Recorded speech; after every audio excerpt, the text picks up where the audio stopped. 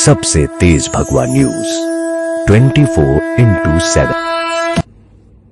साथियों शुभ प्रभात, नमस्कार। मैं हूं आपका दोस्त, आपका होस्ट यश त्रिपाठी। और अभी हम चर्चा करेंगे झारखंड विधानसभा चुनाव पे जो 2024 में संपन्न हुआ है। और 20 नवंबर को मैं बताना चाहता हूं कि झारखंड के 38 सीटों पर 58.22% मतदान किया गया, जिसमें पहले चरण में 13 नवंबर को 43 सीटों पर मतदान हुआ, जिसमें कुल मिला के 64.86% वोटिंग हुई थी।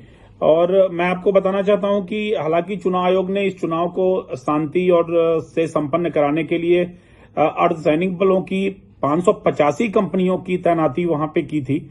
और मतदान के दौरान मैंने देखा, या आपने भी देखा होगा अन्य टीवी चैनल के माध्यम से, कि वहां पे इस चुनाव में विशेष तौर पे जो महिलाओं का जो उत्साह देखने को मिला वो काफी ही सराहनीय रहा और काफी ही एक हर्ष का केंद्र रहा। मैं आपको बताना चाहता हूं कि 23 नवंबर को भी जैसे महाराष्ट्र की चुनाव की जो गिनती होगी, गणना होगी, उसी के साथ साथ झारखंड चुनाव की भी गणना होगी। और मैं आपको बताना चाहता हूं इसमें प्रमुख उम्मीदवारों में हेमंत सोरेन, पूर्व मुख्यमंत्री बाबूलाल मरांडी और स्पीकर रविंद्र महतो शामिल थे, जिनका जो है कि भाग्य अभी ईवीएम में कैद हो चुका है।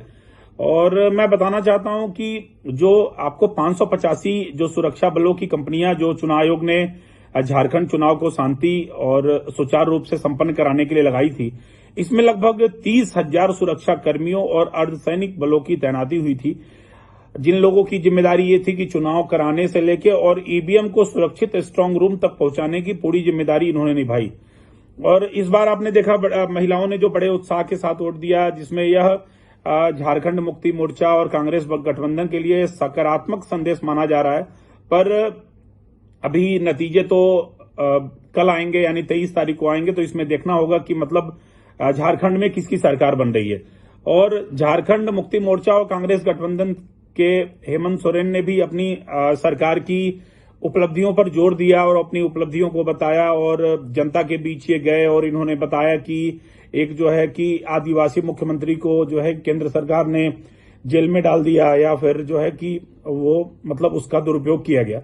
हालांकि ये इनका दाव कितना सही और कितना गलत साबित होता है ये तो समय बताएगा, जिसमें आप देखेंगे कि इसमें चुनावी दाव पेंच में गठबंधन को मजबूत जनादेश मिलेगा। और दूसरी ओर बीजेपी ने भी आदिवासी समुदाय और युवा मतदाताओं को लुभाने के लिए और उन्हें आकर्षित करने के लिए कई सारी योजनाओं के बारे में चर्चा की। और वहां पे पीएम मोदी की जनसभा, गृह मंत्री अमित शाह जी की जनसभा, उत्तर प्रदेश के मुख्यमंत्री योगी आदित्यनाथ की जनसभा, ये जब जनसभा हुई तो चुनाव में कुछ टर्निंग पॉइंट भी नजर आए कि ये लगा कि चुनाव जो है कि अपने मेन जो उसका जो चुनाव का जो फोकस था, बाकी सारी चीजें थी, कहीं ऐसा ना हो कि वो चुनाव जो है पूरी तरह चेंज होके जो है कि चुनाव इस तरफ आ जाए। मैं आपको बताना चाहता हूं आदिवासी अधिकार के लिए झारखंड में लगभग 26% आदिवासी मतदाता हैं, जो सरकार की नीतियों पे काफी प्रभाव डालते हैं, कि वो सरकार को बनाने और बिगाड़ने का साहस रखते हैं। और रोजगार और विकास की बात करें तो बेरोजगारी, आधारभूत ढांचे से विकास पर विशेष जोर रहा।